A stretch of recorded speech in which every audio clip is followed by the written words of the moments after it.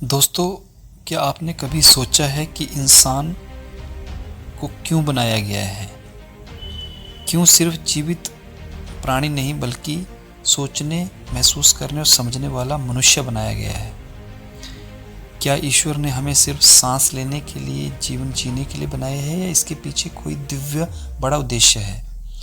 आज हम विस्तार से जानें कि मनुष्य का निर्माण क्यों और कैसे हुआ और इसका हमारे जीवन और हमारे आध्यात्मिक विकास से क्या संबंध है। तो आइए दोस्तों, इस रहस्यमय यात्रा को शुरू करते हैं। पार्ट नंबर 1, मानव सृजन का उद्देश्य। दोस्तों, आध्यात्मिक दृष्टि से देखा जाए तो मनुष्य का निर्माण अनुभव, चेतना और आत्मा की यात्रा के लिए हुआ। हम सिर्फ जीवित रहने के लिए नहीं बल्कि जीवन की गहराई को समझने, सीखने और अनुभव करने के लिए आए हैं।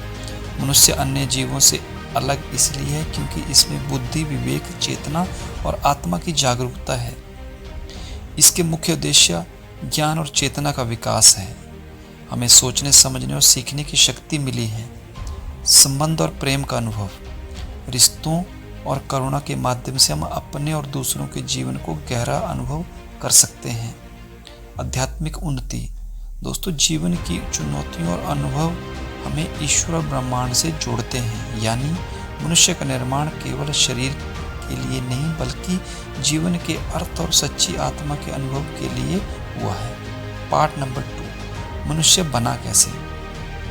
दोस्तों, विज्ञान और आध्यात्मिक दृष्टि दोनों अलग अलग तरीके से बताते हैं। विज्ञान की दृष्टि से जीवन का निर्माण प्राकृतिक और जैविक विकास से हुआ। लाखों साल की विकास की यात्रा के बाद मनुष्य अपनी बुद्धि, भाषा और संवेदनशीलता के साथ अस्तित्व में आया। विज्ञान यह बताता है कि मनुष्य अनुभवों और सीख के लिए विकसित हुआ, और लेकिन यह केवल भौतिक दृष्टि है। अब आइए आध्यात्मिक दृष्टि की बात करते हैं। आध्यात्मिक दृष्टि के अनुसार ईश्वर ने मनुष्य को आत्मा, चेतना और जीवन ऊर्जा के साथ बनाया। मनुष्य को कर्म, अनुभव और सीख के लिए पृथ्वी पर भेजा गया है। यह सिर्फ भौतिक शरीर नहीं बल्कि अद्वितीय आत्मा और ब्रह्मांडीय शक्ति का मेल है। इसका मतलब यह है कि मनुष्य शरीर से अधिक है और उसकी असली पहचान उसकी आत्मिक चेतना में है। पार्ट नंबर 3, मनुष्य का उद्देश्य विस्तार से है। मनुष्य केवल जीने के लिए ही नहीं पृथ्वी पर भेजा गया बल्कि जीवन को समझने, अनुभव करने और सुधारने के लिए बनाया गया है। मनुष्य के पैदा करने के मुख्य उद्देश्य हैं ज्ञान और आत्म अन्वेषण। यानी मनुष्य सोचने और समझने वाला एकमात्र पृथ्वी पर प्राणी है। हमें अपने जीवन, कर्म और ब्रह्मांड के रहस्य को समझने का अवसर मिला है। नंबर 2, संबंध और प्रेम। मनुष्य में सहानुभूति और करुणा करने, समझने की शक्ति है। रिश्तों और प्रेम के माध्यम से हम सीखते हैं, बढ़ते हैं और अपनी आत्मा को विकसित करते हैं। पॉइंट नंबर 3, आध्यात्मिक विकास। जीवन में चुनौतियों और अनुभव हमें ईश्वर और ब्रह्मांड से जोड़ते हैं। हम सीखते हैं कि जीवन केवल भौतिक सुख नहीं बल्कि आध्यात्मिक अनुभव और जागरूकता का माध्यम है। पॉइंट नंबर 4, स्वज्ञान और कर्म। मनुष्य को अपने कर्म और निर्णयों के लिए जिम्मेदार बनाया गया है। यह हमें स्वयं को सुधारने और जीवन में उद्देश्य पाने का अवसर देता है। इस वीडियो का पार्ट नंबर 4, इंसान और ईश्वर का संबंध।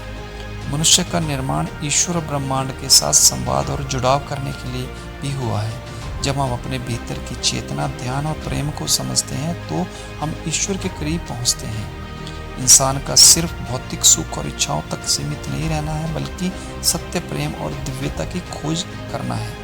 यही कारण है कि मनुष्य को चुनौती, सुख, दुख और अनुभव दिए गए हैं ताकि वह अपनी आत्मा और ईश्वर को पहचान सके। तो दोस्तों, मनुष्य का निर्माण सिर्फ जीवन के लिए, जीने के लिए नहीं बल्कि जीवन का असली अर्थ जानने और अपनी आत्मा को पहचानने के लिए हुआ है। हमारी बुद्धि, संवेदनशीलता और चेतना हमें यह सिखाती है कि हम केवल शरीर नहीं बल्कि एक दिव्य आत्मा है। जब हम इसे समझेंगे और अपनाएंगे तो हमारा जीवन शांति, उद्देश्य और सच्चे आनंद से भर जाएगा। याद रखें, हम यहाँ सिर्फ रहने के लिए नहीं आए बल्कि जीवन की गहराई और ईश्वर को अनुभव करने के लिए आए हैं। तो दोस्तों, अगर आज की वीडियो आपको अच्छी लगी हो तो हमारी वीडियो को लाइक करें, शेयर करें और हमारे चैनल को सब्सक्राइब करें। जय हिंद।